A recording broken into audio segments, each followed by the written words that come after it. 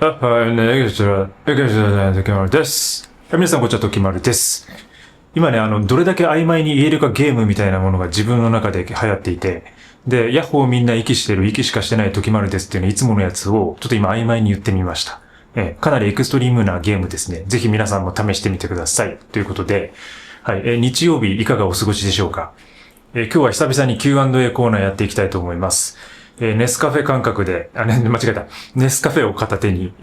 ラジオ感覚でお楽しみください。なんだよ、ネスカフェ感覚って。ネスカフェ感覚でお楽しみください。はい。ということで、もう結構だいぶ経つんですけど、やっていきたいと思います。で、メンバーシップの方で月に1回ですね、ライブセッションしてますので、まあ、それをちょっと月末の方に今、やってて、月末のペースでやってて、で、月の初めぐらいにはこの Q&A コーナーをですね、ちょっと読み上げやっていこうかなと、まあ、思ってます。まあ、もし今後も続けられればですね。で、ちょっとどこまでね、読んだかわかんないんで、新しいところから返していこうかなと思いますね。はい、エクストリームミニマリストになるための5つの習慣で、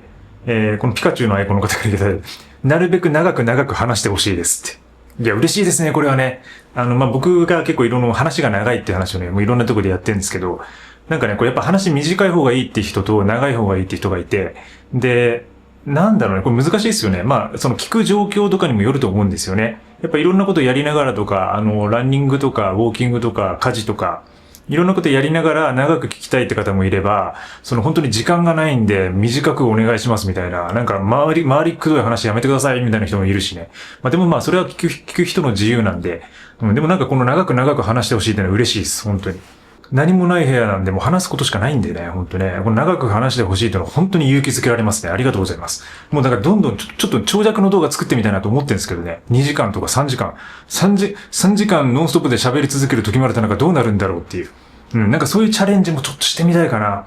なんか、この Q&A もね、結構1時間とかにはなるんですけど、あとまあライブ配信とかもそれくらいにはなるんですけど、やっぱね、なんか長く話すのって結構難しかったりとか、あとその日の調子とか体力とかも全然やっぱ左右されるんで、でも僕もやっぱその喋れる時と喋れない時とか、やっぱ調子いい時悪いが、やっぱこれだけやってるとね、これ出てくるっていうか、なんか自分でも、今日喋れてるなとか喋れてないなみたいなのがわかるんでね。なんかそういうところもあるんで、なるべく長く話していきたいと思います。よろしくお願いします。まあ最近の動画があれですね、買わないチャレンジ結果発表で、これ皆さんの一緒にチャレンジしてくださってて、本当に嬉しいです。で、コメントいただいてね。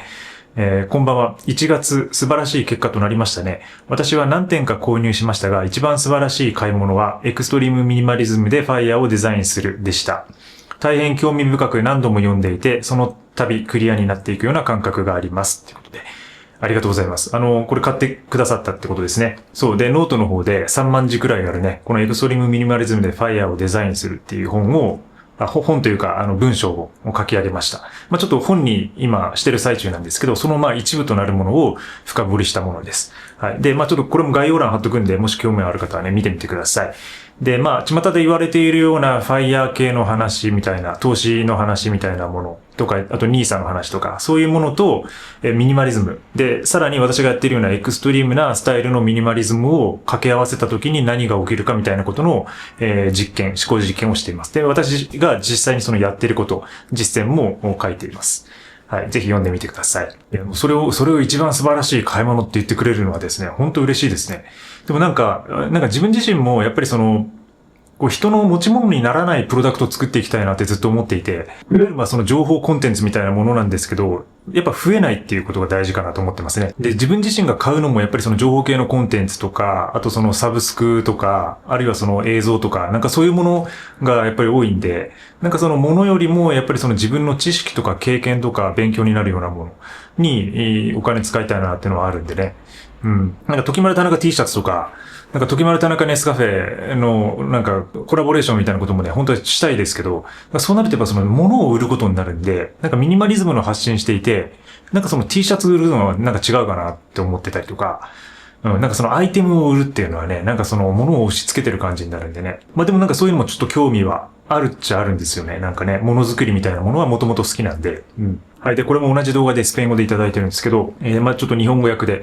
ホワイトボックスは文脈を本当に理解しています。あなたのおかげで、そして反省して私は買わないという挑戦をしたいと思っています。基本的な必需品だけを持ち、2番目についてはじっくり考えます。個人衛生に関する質問ですが、保湿剤を使用していますか？例えば、顔や体など。私はそれらの使用をやめて、水、ビタミン、バランスの取れた食事で体に潤いを与えています。どうやっているのか知りたいですっていうね。なんか動画一本作ってもいいかなと思ってるんですけど、そのなんか私が使ってる、保湿、モイスチャライザーみたいなものは、今あれですね、ニベアだけです。はい。で、しかも缶じゃなくてチューブのこんなちっちゃなやつですね。120円とか150円ぐらいで、ドラッグストアでよく売ってるようなやつ。あれをもう、顔とか体とか全身の保湿に使ってますね。で、それまでは自分で、ベースオイル買ってきて、キャリアオイルみたいなものを買ってきて、それにですね、エッセンシャルオイル入れて自分でなんか保湿剤作ってたんですけど、なんかそれがちょっと面倒になっちゃって、で、何かいいのないかなって探していた時に、それから自分のオリジナル保湿剤から、一回ね、あれに飛んでるね、シアバター。シアバターに飛んだんですけど、で、シアバターずっと去年使ってたんですけど、問題が一つあって、冬になるとむちゃくちゃ硬くなるんですよ。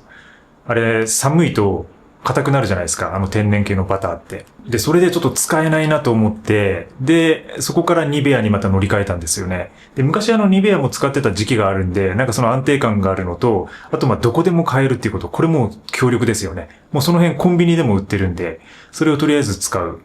で、チューブタイプにしてるのは、これ持ち運びが容易だからってことで、やっぱりその旅とか移動とか旅行とか、そういうものに簡単に持っていけるっていう、そういう理由でチューブタイプにしています。はい。それだけですね。で、僕もう洗顔料とかもほとんど使わないんで、家には置いてないんで、だからなんかそんなにケアをほとんどしないみたいなケアみたいなものをしていますね。だからそういう意味ではこの方書いてくださってる、やっぱり水、あとはビタミン、そしてバランスの取れた食事、そしてネスカフェゴールドブレンドみたいな感じの、栄養素で、取ってます。全然そんな潤ってはないんですけどね。肌ピチピチではないですけど。そんな感じでやってますね。シンプルにしてます、とにかく。買わないチャレンジ私も参加していましたが、臨時収入があり、ついメガネと服を買い替えてしまいました。精進しますって。はい。ね、臨時収入あるとね、ついね、買っちゃいますけど、でもね、買い替えだったらいいんじゃないですか。ね、買い替えてるだけ、新規に買ってなくて自分が持ってるものを買い替えてるわけですから、それはもう全然いいと思います。はい。全く同じでびっくりしましたっていうコメントもありますね。私も大和道のスペシャルオファーを見て、オールウェザージャケットのポケットなしのものが欲しくて、買いそうになりました。公式サイトでの販売開始時刻から1時間後にアクセスする、もうすでに在庫切れになってたので、物理的に購入できず買わずに済みましたっていう。ありがとうございます、コメント。いや、本当にね、いや、そうですよね。同じってのはやっぱ面白いですね。ただね、あれは本当に1時間で売り切れて、やっぱすぐ売り切れるみたいなものにもう僕はちょっと手を出さなくていいかな、みたいなこともあって、だから多分次はもうまた別のジャケットにすると思います。同じジャケットもう買わないかなと思いますね。よかった。買わずによかったです、それは。私も服は全く買いませんでした。今まで着ていたデザインセーターは捨てずに置いていますが、3枚の薄めのぴったり黒かコンセーターに薄めのダウンに黒ヒートテックズボン2着で毎日寒さを乗り切りつつ、制服感覚で過ごすこの楽さが気に入ってます。そうなってくると、もうこれ以上服いらぬ、動きやすくないものはいらぬ、みたいなことに、以前の私から考えたらかなりミニマルに変化しています。夏は相変わらず白黒でピタッとシュッとでええやんなので、冬このまま寒波乗り切れば時丸さんになるかもしれんな。田舎なので人はどう見てんのか知らんけどどうでもいいです。我が道を行くさって。かなり、文学的なコメントですね、これね。由美子さん、ありがとうございます。もうどうでもいい。確かに。我が道を行くでいいっすよね。本当にもう、自分の顔を気にしてるのは自分だけっていうね、よく言葉があるじゃないですか。だから、なんか人のことなんかみんなそんな見てないんですよ。だから僕もなんか毎日同じ服着てますけど、誰も気づいてない、多分。誰も多分気づいてないです。皆さんくらいです。この動画見てくださってる皆さんぐらいですよ。こいつ同じ服着てるってのを分かってるのは。だからもう本当に我が道を行くで行きましょ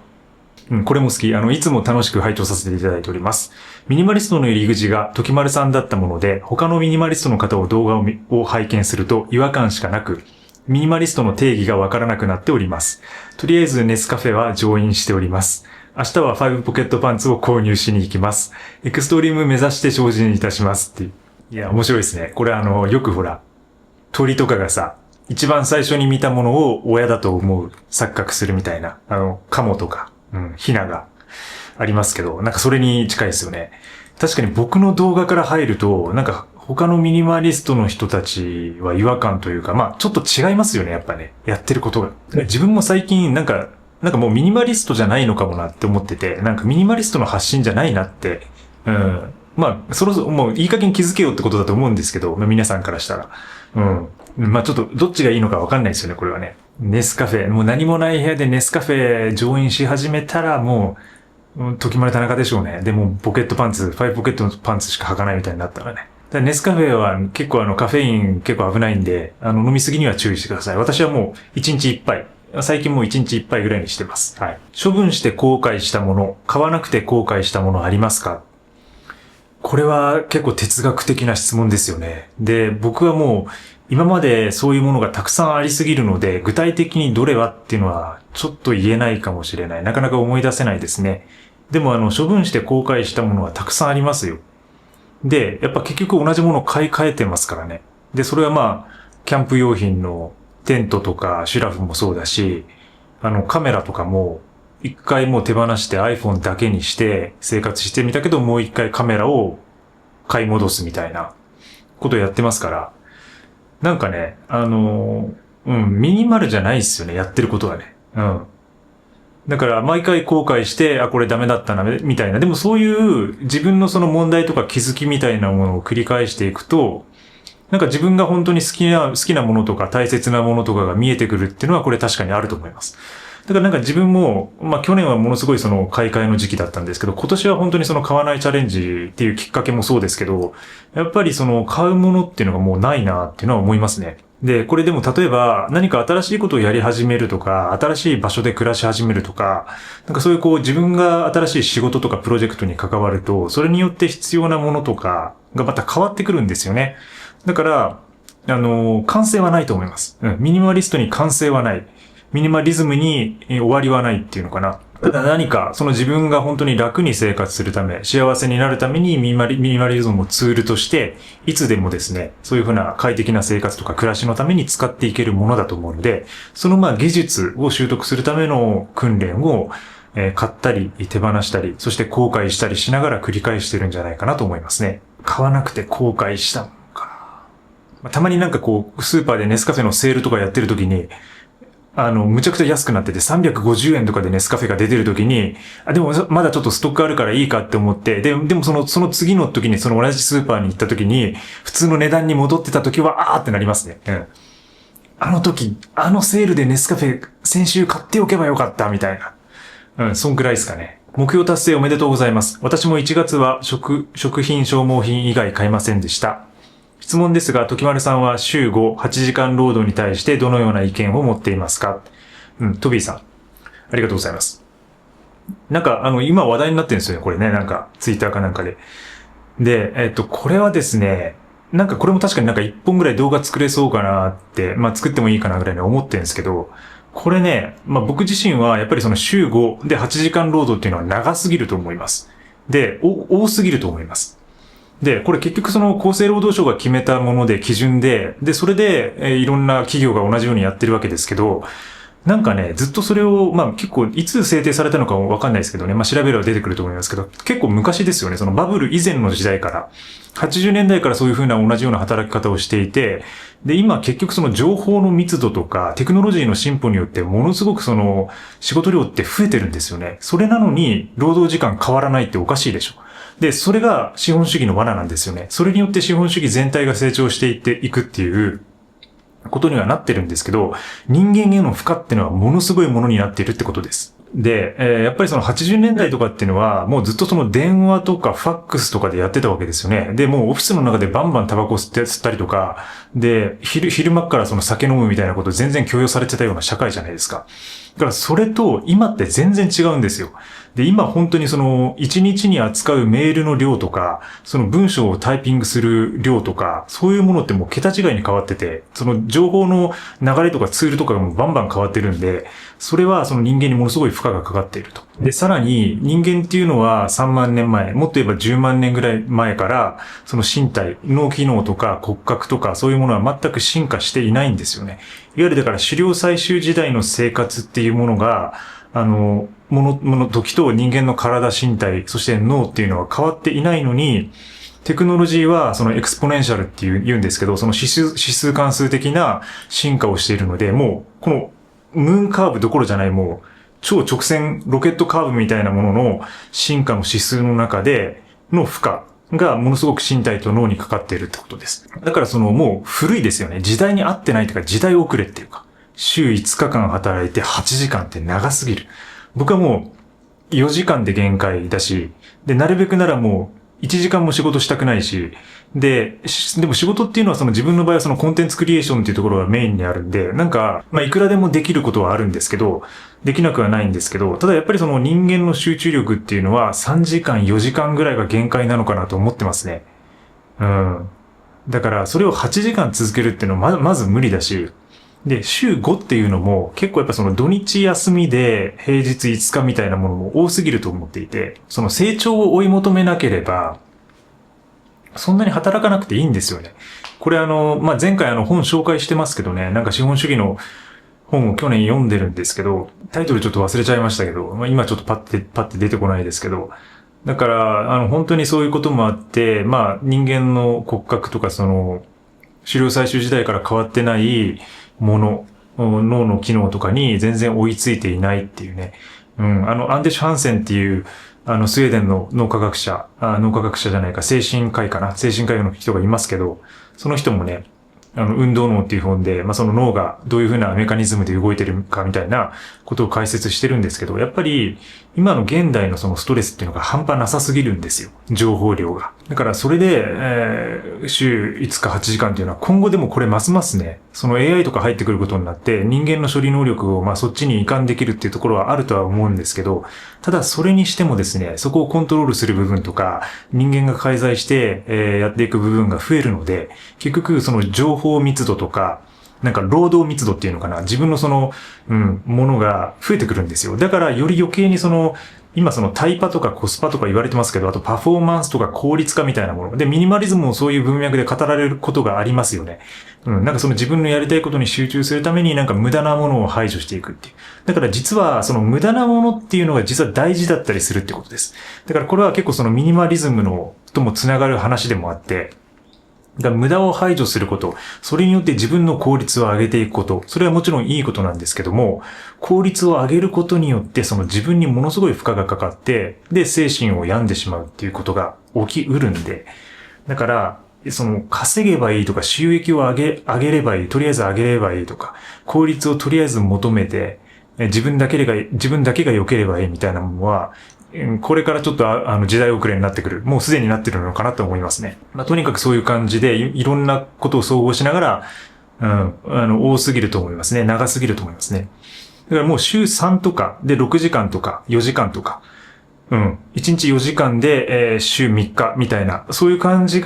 でギリじゃないかなと思いますね。で、その週5時間8時間労働っていうのを今話していて思い出したけど、フォードですよね。フォード社。アメリカの、その産業革命時代に、その決められたことなんですよね。8時間労働っていうのは。その本当にこう人間が、工場のレーンの中で働くようなシステムが作られた時に、そのフォード社が作ったシステムが多分今同じように引き継がれているっていうことがあると思います。だからそこから変わってないわけで、そこからものすごくでも情報量とかね、人間がやることって進化してるんだけど、同じことやってるっていう。で、実際、その同じ労働量をやっていると、それだけ世界の経済とか富っていうのは成長してるんだけども、それが、その成長してる分を一部がプールするみたいなことになってるんで、その富がですね、分散されずに一極集中するみたいなことになってるんで、その人間たちの労働時間は減らないっていうことになってるんですよ。だから成長を追い求めなければ、労働時間とか、はもう全然減らせるんですよね、本当はね。それでも全然生きていけるような世界は作れるとは思うんですけど、なかなかそれが難しいところですね。ちょっと長くなるんで、まあそれくらいで、はい。長すぎると僕は思ってます。はい。かなりいろいろね、本当に、全部本当は読み上げたいぐらい、皆さん、いいコメント書いてくださってるんですけどね。これちょっと面白い。時丸さんの動画再生するとネスカフェの広告流れる率が高いですって。あるのかななんか、その自分がネスカフェって言ってることをラーニングしてるのかな。なんかでも最近その自分の動画を AI にラーニングさせますかみたいなものが選べるようになってるんで、もしかしたら自分がそのネスカフェって発言したものをバックグラウンドで AI が読み取って、で、ネスカフェの広告を出してるみたいなことはあるかもしれないですね。で、今後そういうのはもっとあり得るような世界になってくるでしょうね、これね。で、皆さん結構成功してる方多いですね。1月はもう何も買いませんでしたって。まあでも一方で買ってしまいましたみたいなね、こともあるし、まあそれはそれで、僕もでも結構買いそうになってますから、本当に。1月は書籍数万と食費2万でした。浪費家でございます。お洋服は購入していません。肉体を離脱したいです。いつも面白いコメントいただく方で。食費2万ってでも安いですよね。まあ自分にとっては安いですね。もっと僕かかってますからね。書籍数万、書籍は確かに、書籍はまあまあかかると思います。本はね。全然浪費家じゃないと思いますよ。いいんじゃないですか。私も買わないチャレンジやります。洗濯物はどんな風に干されていますかって。これいいっていうか、見せてないか確かに。一回今干してみようか。今ちょっとやってみましょうね。私の洗濯物の干し方。例えば今ここで洗濯が終わったとしますよね。で、洗濯終わったら、これをですね、こんな感じ。見えます？これです。私の洗濯物の干し方。これ。あとは、まあ、この辺にかけたりとか、普通に。もするし。で、ちょうどここにエアコンがあるから、エアコンのとこからこう風が来るみたいなことやったりしてますね。そんな感じで干してる。で、T シャツ2枚しか持ってないから、まあ今あれか、練習着、ヨガの練習着合わせると4枚あるんですけど、だから多く洗濯しても3枚なんですよ。3つしか洗濯しないんで、あとはこれたまに洗うぐらいで。そうなってくると、もうここに4つぐらいかけてそれで終わりですね。はい。そんな感じで洗濯物を干してますね。はい。断捨離進み、髪の毛を断捨離したら寒すぎて帽子を買いました。寝るときも使いまくります。一日使わないものはいらない。最高です。旅もポケットにいるもの入れるくらいで出かけたいです。エクストリームっすね。いいね。髪の毛断捨離して帽子を買うと。帽子被りまくって。そう、一日使わないものはいらないってことになるとかなりエクストリームですよね。すごいですね、これはね。結構最近その YouTube のコメントのフィルターが結構強化されていて、結構変なコメントも勝手に弾かれるようになってるんですよね。なんかたまに僕の動画をあまり知らずに、なんか初見で結構コメントしてる方みたいな方は、まあ、いるんですけど、結構フィルタリングされて、なんかしかも一回非表示みたいになると、もうその人のコメント全く表示されなくなるんで、ご注意というか、どういう基準でね、見れなくなってるのかわかんないんですけど、何もない部屋で暖を取る方法。ね、これね。これも結構、皆さんのそれぞれ独自の温め方みたいなのがね、出てきてますね。私は住居選びから変えました。都内在住ですが、今の部屋は、東南西から日が入るお部屋なので、天気の良い日は冬でも快適です。さすがに早朝と夜は寒いので、朝は掃除とヨガで体を動かし、夜は湯船に長く浸かって体を温めて冬を乗り越えてますってことでね。はい。もう住居選び大事ですね。もう本当にこれに尽きると思います。だから私も基本的に南向きの部屋をほとんど選ぶことが多いですね。で、南向きの部屋だとやっぱり日中日が入るんで、それでこう、部屋が温められて、その暖かさが夜も結構持続するんですよね。だから本当にそういう日当たりのいい部屋を選ぶだけで全然違いますね。でもそういう部屋は逆に今度夏場が暑くなるんで、夏場が厳しくなるんで、どっちかですよね。だから本当に自分が暑さに弱いのか寒さに弱いのかみたいなものを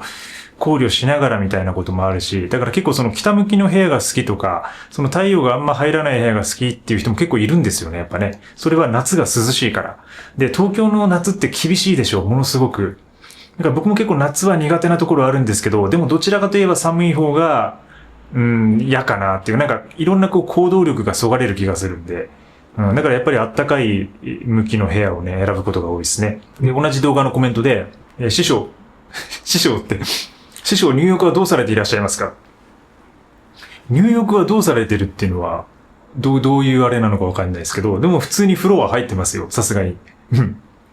まあ、エクストリームだからって言ってね、その風呂入らないっていうスタイルもあるかと思うんですけど、それはさすがに、ちょっと衛生的に問題あるんで、ちゃんとお風呂は入ってます。でも割と溜めることは僕は少なくて、実際。本当に寒い時はちょっと溜めたりしますけど、もう基本的にシャワーですかね。シャワーの方が多いですね。使っている椅子と机のブランドなどを教えてください。私もアウトドア用の折りたたみの机を使ってますが、軽くてガタつくもので。はい。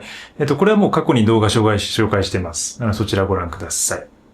無印良品です。エアコンをガンガンにかけるって、環境と電力代にとっては全然ミニマリズムになってない。そうですね。これは環境と電力代にとっては全然ミニマリズムになってないです。でもそのミニマリズムってやっぱ結局使い方なので、これはその自分のやっぱり状態とか健康状態とか快適さみたいなものが大事なので、朝はガンガンにかけて、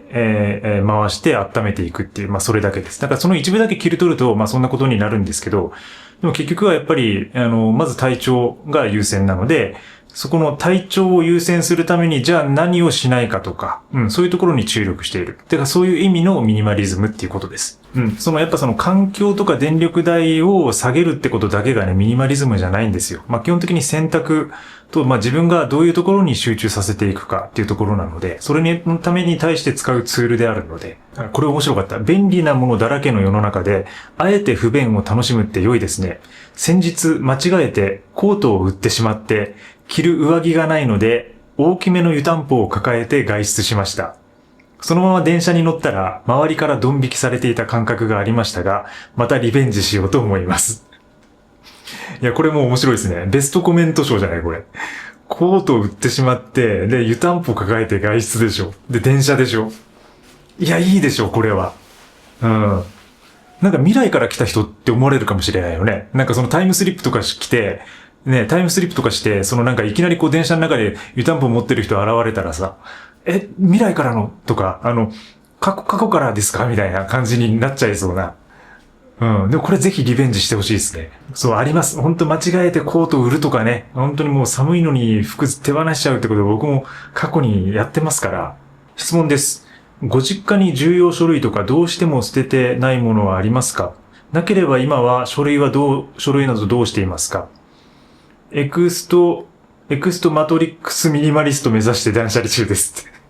て。エクストマトリックスミニマリストってこんな感じだよね。だからこんな感じってことだよね。こんな感じのミニマリストってことだよね。弾を避ける。そうね。ないっすね。重要書類は。重要書類ないですね。なんか免許証とか、なんかそういうパスポートとかみたいなものはありますけど、僕は基本的にあとあれか、この家の契約書みたいなもの。それはやっぱり、この家を去るまでは捨てられないんで、それくらいですかね。で、あとはもうほとんどデジタル化して、もう、このデジタル上で PDF で管理してたりとか、っていう感じですかね。で、実家にも、他の家にも重要書類は保管してないです。で、昔、紙で日記とかメモをつけてたことがあって、自分の考えとか文章をもうひたすら書いてた時があったんですよ。狂ったように。でもそれも20代の頃ですけどね。その時に、同じ黒いノートにずっと書いてて、で、それを結構何十冊かまとめて送りつけたことがあって、それはもし家の人が捨ててなければ、あるかもしれないですね。でも別に重要ではないっていうか、でももしかしたら何年後かに、何百年後かに、時丸田中の20代の頃の書いた文章みたいな感じで発掘される可能性はなきにしもだけども、ないですけど、そういうのはね。だから、あとはもう全部もうデジタル化してます。はい。部屋の中にテントを張ると暖かいらしいです。自分もね、張ってたことありますよね。過去の Q&A かな。で、確か張ったまま放送してるのがあるんで。そう。で、部屋にね、テント張ると暖かいです。やっぱり。当たり前ですよね。なんかやっぱビニールのね、包まれたものの中にあるんで。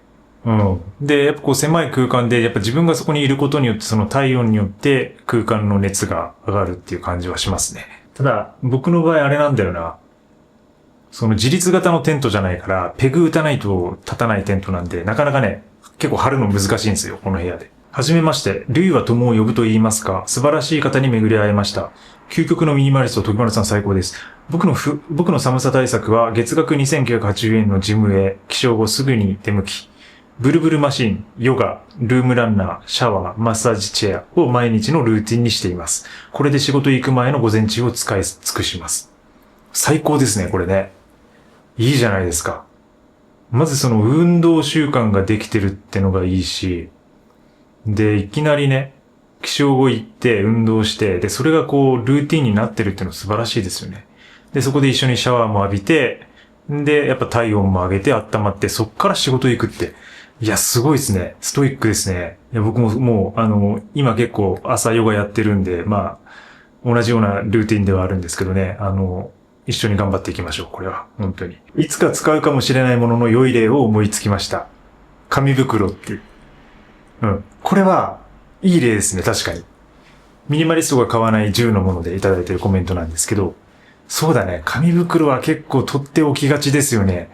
もう私は一切紙袋の保管はやめましたけど、でもなんとなくそのいつか使うかもしれないで、どんどん溜まっていくものの例の一つかもしれませんね。うん。ビニールの袋とかは、まあ普通にゴミ袋として使えたりもするんで、たまにね、2、3個ぐらいストックしておくことはあるんですけど、紙袋はなかなかですね、うん。保管はしないですね。エクストリームミニマリストになるための5つの習慣。聞いたら、時丸田中になるための5つの習慣だったっていう。いや、これまさに、もうごもっともなコメントです。うん。エクストリームミニマリストっていうよりかは、まあ、時丸田中のための5つの習慣だよね。毎日起きてから絵を描いているのですが、今日は時丸さんの似顔絵にしました。動かずにいてくれてるので描きやすかったです。ありがとうございます。ブラックジョーク今後も楽しみにしています。ということで、ありがとうございます。いや、ぜひ送ってください。イラスト。時丸田中のイラストってなかなか自分でも見たことないですけどね。コメント失礼いたします。時丸さんは白髪染めされてますかってことで、僕白髪染めしてないですね。で、結構ね、白髪多いんですよ。うん。でももうそのままにしてますね。なんか染めるのがめんどくさいのと、で、染めたら、ずっと染めなきゃいけないじゃないですか。染め続けなきゃいけなくなるんで、もう、そのまま染めずにやってます。多分真っ白になるかもしれない。うん、それはそれで、いいかなって。部屋も真っ白で、頭も真っ白みたいな。うん、もう全部白のね、エクストリームな感じでやっていければなと思ってますね。ショッピングチャンネルは私も買ったことはありませんが、夢グループならぬ時丸グループの企画楽しみにしています。買っちゃいそうです。そう、ミニマリストが買わない10のもので。ショップチャンネルね。うん、やる方は本当楽しそうなんだよねっていうね。これもついて、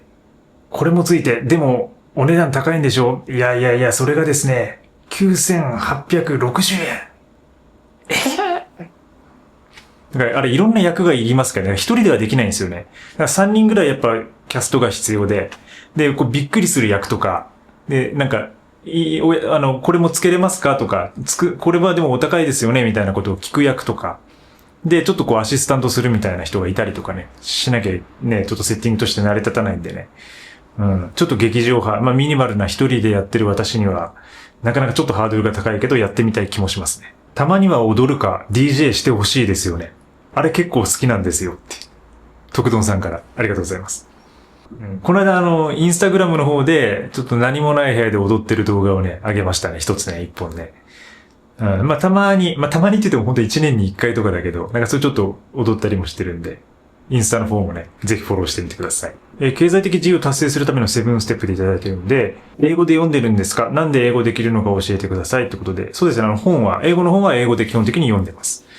で、なんでっていうのは、なんでですかね。でも基本的に大体ね、中学校ぐらいまでは義務教育でみんな英語習うじゃないですか。で、高校でも英語習って、で、ずっと音楽好きでずっと個人的に英語やってたのと、ちょっとそういう学部行ったりとか、あとは海外に、僕はインドネシアでしたけど、そこで結構長期滞在してて、で、そこで英語実際使う機会もあって、で、その後はずっとカメラマンとして活動してて、ずっと撮る被写体が結構海外のモデルばっかだったんで、そこで実質的なコミュニケーションみたいなものをずっとやってましたね。最近は、英語使う機会がほとんどないんで、自分のスピーキング力っていうのめちゃくちゃ落ちてると思います。うん。でも逆に読んだりとか聞いたりみたいなのは基本的に英語でほとんどやってるんで、なんかそこはできるんですけど、やっぱ喋るってなると、やっぱその日頃から日常にその英語環境がないとなかなかね、トレーニングにならないんですよね。だから全然自分ではできるっては思ってないんですけど、まあ日々、細かいところで勉強し実践しているというふうな感じですね。以前に Spotify でハイキングやギターなどの共通点が多く、好きな映画を質問したものですが、その後、ビボやゼロシューズ、サンダルも同じと知りビビりました。カメラも富士フィルムですが8年ぐらいやってます。そしてゴールドブレンドとファイヤーキングのマグを私も影響されて使い始めています。これですね。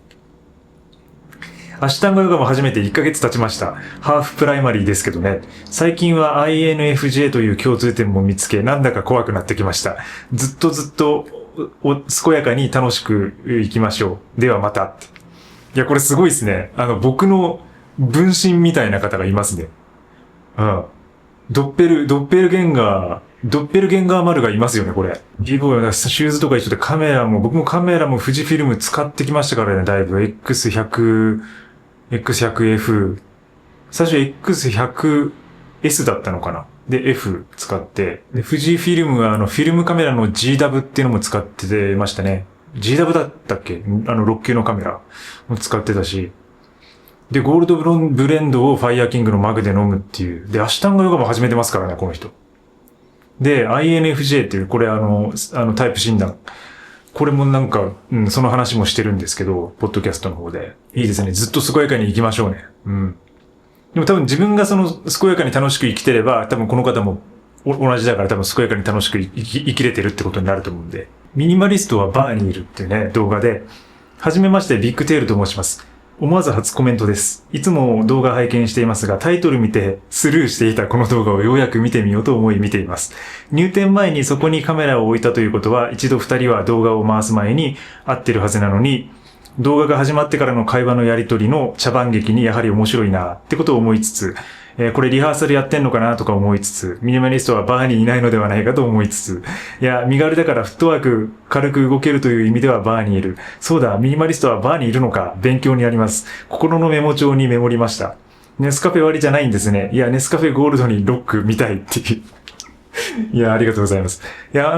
本当おっしゃってるように、すべて、なんかいろんなものを組んでくださってますね、これね。そう、なんか基本的に自分がやってることはすべてコントなし、全部ネタ的なところはあるんですけど、こういう真面目な喋りでさえ別になんていうかな、本気で言ってないところがあるし、でも結局そうですよね、喋りとか文章とか文字っていうのもそうだけど、やっぱり自分が思ってることとかっていうのを 100% 伝えることができないし、で、時によってそれはいろんなものに変換されて、こぼれ落ちてしまうものもあるので、やっぱ言葉を使う以上はね。だから茶番劇なところはありますよね、本当ね。で、リハーサルはこれね、実はやってないです、この時。で、本当にカメラセットして、で、そのまま用意スタートで、話し始めて、で、お互いのノリで撮ってますね、あれはね。うん。で、まさにミニマリストってバーにいねえだろっていうね、その企画っていうか、そこから自分の発想が始まったんですけど、でも確かに書いてるように、身軽だから逆にいろんなところにいるとか、なんかそういうことも考えられるし、実は酒も飲む飲まないみたいなこともね、考えたりとか、何かを考えるきっかけみたいなものに、なるといいかなみたいなぐらいの感じで、撮影してますね。裏話みたいなこと言うと。はい。そう、楽しくないっていう視点から考えていく。この人生のね、楽しくないってことを知ることっていう動画も、結構いろんなコメントいただいてますけど、一つのコントであり、で、別に僕も楽しくないって思いながら暮らしてるわけじゃなくて、ものすごく毎日楽しいし、新しいことやってる、感覚があるんで、だからでも、あえてそれをアイロニカに捉えてみることで出てくることがあるっていうことです。でもなかなかちょっと伝わりづらいというか、なかなか伝わりづらいことではあるんでね、ちょっとね、難しいところではあるんですけど、だからそれをちょっと押し付けとかね、なんかそういうふうに感じてる人もいるみたいですけど、全然そういうつもりはないので、これ面白かった。このコメント。最近時丸さんの動画を見すぎて、同棲中の彼女に3人で住んでるみたいと言われましたって。これ笑いましたね。確かになんか俺がこうやってバンバン喋ってる中で、なんか隣とかでこれを見てると、もう一人なんか男いて、みたいな感じになりますよね。これやだね。すいません。謝らなきゃいけない。これは彼女に対して。うん、そういう動画もありかもね。ミニマリストと同棲しているように錯覚させる動画とか、うん。あるかもしれない。で、これまだ動画だからまだマシですけど、もしかしたらそれがこの VR とかになってきて、なんか立体的になって見れるようになって、時丸田中がこう立体的に現れてくるみたいな感じの世界観になるともっと怖いですよね。でもなんかそういうこう今ね、やっぱこう AR のグラスとか、まあそういうこう、どんどん開発されてるんで、もしかしたらその YouTube とか、もう割とその 3D みたいな感じに将来的にはなっていくのかもしれないですけど。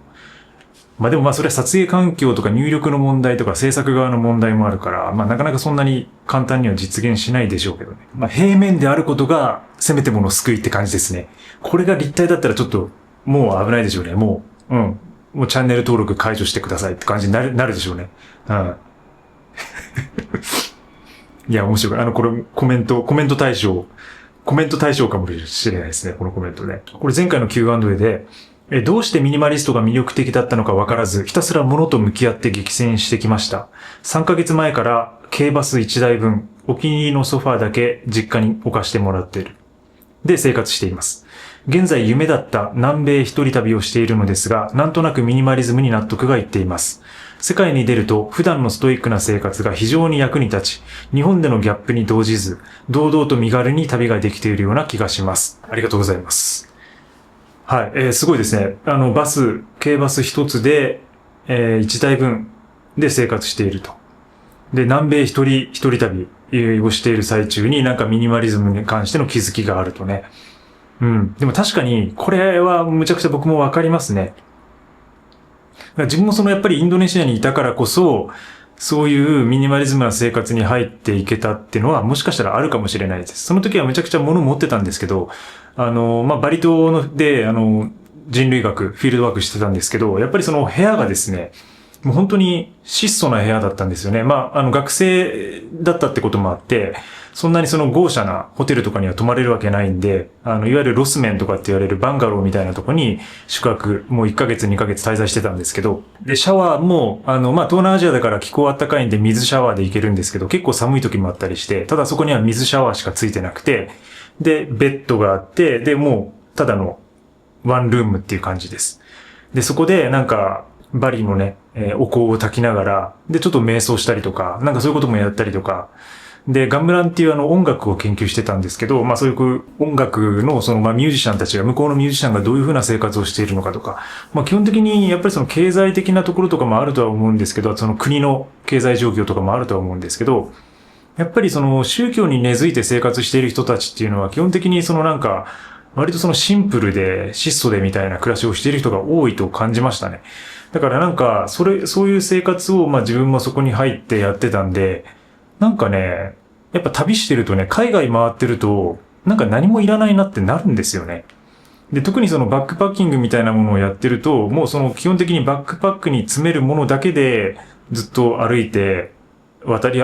いくので、しかもそれで十分に生きていけるし、で、むしろその自分が背負う荷物とか、持つ荷物が少なければ少ないほど、いろんなとこに行けたりとか、いろんな人と出会えたりとか、いろんな環境で楽しんだりとか、その経験みたいなものができたりとか、いろんな景色に出会えたりっていうことが起こるので、やっぱり自分自身もその若い時に、やっぱその海外、特にアジア圏ですけど、に行った経験っていうのが、なんか今のミニマリズムのスタイルにも生きているのかなと思いますね。今考えてみれば。そう。だからなんかその何もいらないなって思えるみたいなこと。それは